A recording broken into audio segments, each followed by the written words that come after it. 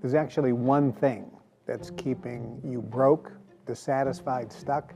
It isn't your job, it's not the government, it's not your past, it's your mouth. What I was taught in the Brotherhood, and what all the elites know, is the words you speak create the life you want. What you say is what you get. In the Brotherhood, we were taught specifically how to create the life we wanted. We were trained in and taught was how to use our mind to broadcast a frequency which would then start attracting or creating things in our life so we appeared to be ridiculously lucky. One of those things is the power of words. When I learned this, I was a little bit surprised because I didn't realize the power of words. And in the Brotherhood, we were specifically told and taught that this is something that goes back thousands of years. In the Bible, it says, out of an abundance of the heart, the man speaks. And it says, you're hung by the tongue. You're snared by the words of your mouth. Your words either give you life or death. And even in ancient Persia, there was a word that was similar to abracadabra, which is what magicians use today. A magician would say, abracadabra, I now pull a rabbit out of my hat. Well, the word abracadabra actually meant, I now create with my words.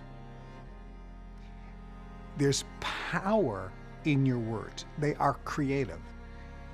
And there's a lot of reasons why words are so powerful and creative. You can actually speak into existence what you want. We were trained in this.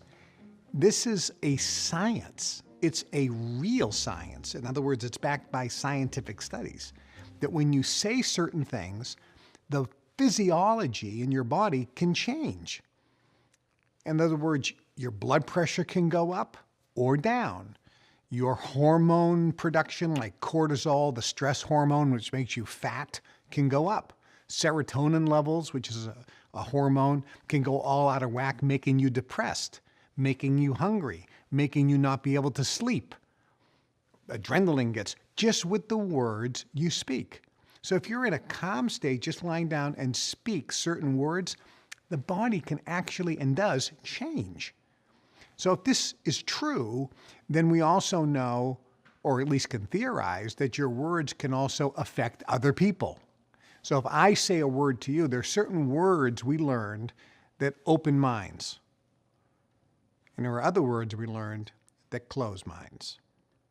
So there are certain words that you can actually use that affect other people. Now, some people call that manipulation. Yeah, well, we did a lot of manipulation. True. You can also say it is a creative activity. It is a tool that you can use. And we use this tool in many, many formats. So the words you speak are creative in nature. You're hung by the tongue. What you say is what you get. The tongue is a creative force. And out of the abundance of your heart, which means your true essence, what you're really thinking and vibrating, that's what comes out of your mouth. If you want to change your inner vibration or emotion, you can start simply by changing the words you speak.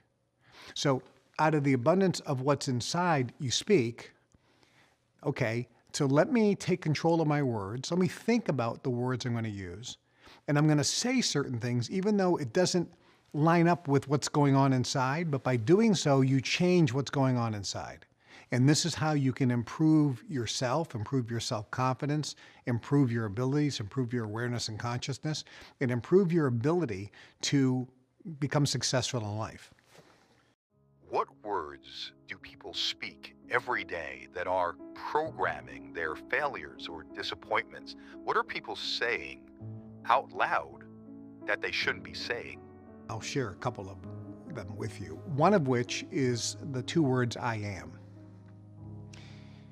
When you say, I am, the brain, the spiritual essence that you are, takes that as you saying, I the whole being that I am, everything that I am this. So whatever you put after I am is critical. So if you say something such as, I'm such a loser. How many times have you ever heard that? How many times have you said that? You've just programmed yourself for failure because you said, I am a loser. I am a shy person. You're stuck. You can't change it. You just put into existence, you just spoke into existence that fact. And it's not going to change unless you change it with your words first. So we programmed ourselves. Now, when we were younger, our parents said, you're a loser. Okay, you listened to it, you didn't say it, but once you spoke it, that's when it became fact in your psyche. Some people call it pillars of belief. There was a great book called Psycho-Cybernetics written in the 60s by, actually 1959, I think, by Maxwell Maltz, Dr. Maxwell Maltz, Psycho-Cybernetics, and he talks about the self-image, the image you have of yourself, and it acts like a filter to create your environment. I learned all this in the Brotherhood, and I'm thinking, look, I just want to learn how to make some money. I want to learn how do you actually get some financing? How do you get some people to invest? How do you come up with a good idea so you can make a lot of cash?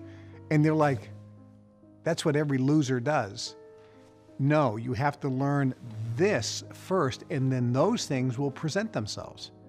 What I'm hearing here is that you're basically saying words and language have their own frequency and vibration, a power and energy. I've actually heard you say words aren't sounds, they're spells. Expound on that. Here's how the science of words works, in a nutshell. And again, I'm telling you something that it took me years of training. So I'm just giving you some kind of a thumbnail sketch. Don't think of a cat. What's the first thing you think about? It's a cat. It's not an elephant. You're not thinking about an elephant. When I use the word cat, you're thinking about a cat. So in your brain, in your mind, the word cat, the sound cat in English, instantly, and you have no control. Because I said, think of a cat, you have no control. I just got your mind to act at my command. You have a picture of a cat in your mind. You can't not think of a cat. Even if I say, don't think of a cat, you have to know what not to think about. You think of a cat. So I can control you just with a word because I know what the image is that's going to go in your mind. So that's number one. So there's a whole science behind that where we learned very specifically what word, when we say it, what is it going to elicit in that person, either as an emotion or a picture. One of two things, and that's the amount of training we got in this was unbelievable. Okay, that's number one. Number two, the meaning of words. Most people say words they don't know the meaning of. They don't know the origin of the word. Did it come from Latin? Did it come from French? If you're speaking in English. So I use an English word, and I think, did it come from Latin? Did it come from French? Did it come from German? Because a lot of English words come from those three things. They have some history. Some of them are Anglo-Saxon, but some of them have an English, some of French, German, or Latin origin. So this is called activating and illuminating the power of the word.